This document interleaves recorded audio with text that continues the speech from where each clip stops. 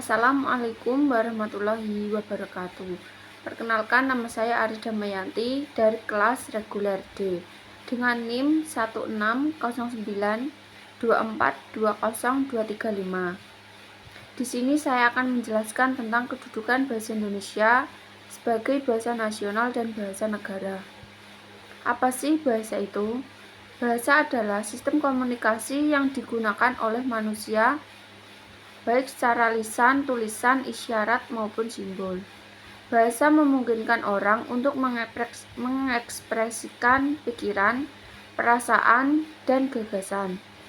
Selain sebagai alat komunikasi, bahasa juga mencerminkan budaya dan identitas dari penuturnya. Selanjutnya saya akan menjelaskan tentang kedudukan bahasa Indonesia dan peran bahasa Indonesia. Kedudukan bahasa Indonesia sebagai bahasa nasional dan bahasa negara. Bahasa Indonesia sebagai bahasa nasional. Kedudukan bahasa Indonesia sebagai bahasa nasional ditetapkan sejak Sumpah Pemuda pada 28 Oktober 1928. Dalam peran ini, bahasa Indonesia memiliki fungsi sebagai pemersatu bangsa. Dengan berbagai suku, budaya, dan bahasa daerah, bahasa Indonesia berperan penting dalam menyatukan seluruh rakyat Indonesia. Yang kedua, ada identitas nasional. Bahasa Indonesia menjadi simbol kebanggaan dan identitas nasional bagi seluruh warga negara. Yang ketiga, ada bahasa komunikasi antar suku. Dalam interaksi sosial yang melibatkan berbagai suku, bahasa Indonesia memudahkan komunikasi dan mengatasi perbedaan bahasa daerah. Selanjutnya ada penghubung budaya. Sebagai bahasa Indonesia juga berperan dalam menghubungkan berbagai ekspresi budaya dan tradisi dari seluruh Indonesia. Selanjutnya ada kedudukan bahasa negara. Kedudukan bahasa Indonesia sebagai bahasa negara ditetapkan dalam UUD 1945. Dalam peran ini, bahasa Indonesia memiliki fungsi resmi dan legal di ranah pemerintahan dan kenegaraan. Yang pertama, ada bahasa resmi pemerintahan.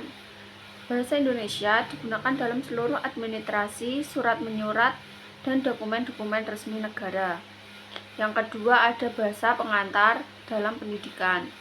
Bahasa Indonesia digunakan sebagai bahasa pengantar di seluruh institusi pendidikan dari tingkat dasar hingga perguruan tinggi. Yang ketiga, ada bahasa perundang-undangan. Segala produk hukum, perundang-undangan, dan keputusan resmi negara disusun dan diresmikan menggunakan bahasa Indonesia. Selanjutnya ada bahasa diplomasi internasional. Bahasa Indonesia digunakan dalam hubungan internasional ketika mewakili negara dalam forum dunia, termasuk dalam perjanjian atau konferensi internasional.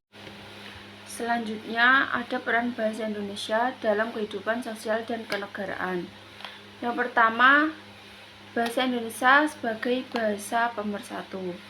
Bahasa Indonesia berfungsi sebagai alat pemersatu berbagai suku dan kelompok etnis yang memiliki bahasa daerah masing-masing. Kedua, bahasa Indonesia sebagai bahasa resmi negara.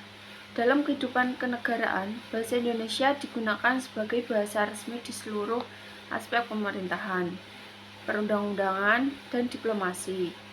Yang ketiga, bahasa sebagai identitas nasional.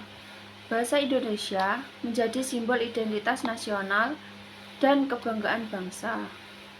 Penggunaan bahasa ini dalam pendidikan, media massa, dan budaya memperkuat rasa persatuan dan kesadaran sebagai satu bangsa. Yang keempat, bahasa Indonesia sebagai bahasa dalam pendidikan. Sebagai bahasa pengantar di sekolah dan universitas, bahasa Indonesia memegang peranan penting dalam pendidikan dan penyebaran ilmu pengetahuan. Hal ini membantu menciptakan keseragaman dalam dalam penyampaian pendidikan di seluruh wilayah Indonesia. Yang terakhir, ada peran bahasa Indonesia dalam interaksi sosial. Dalam kehidupan sosial sehari-hari, bahasa Indonesia digunakan sebagai alat komunikasi utama, baik dalam lingkungan formal maupun informal. Penggunaan bahasa ini memperkuat ikatan sosial dan memfasilitasi interaksi antar kelompok masyarakat yang berbeda latar belakang, budaya, dan etnis. Sekian video penjelasan dari saya. Jika ada kurangnya mohon dimaklumin. Wassalamualaikum warahmatullahi wabarakatuh.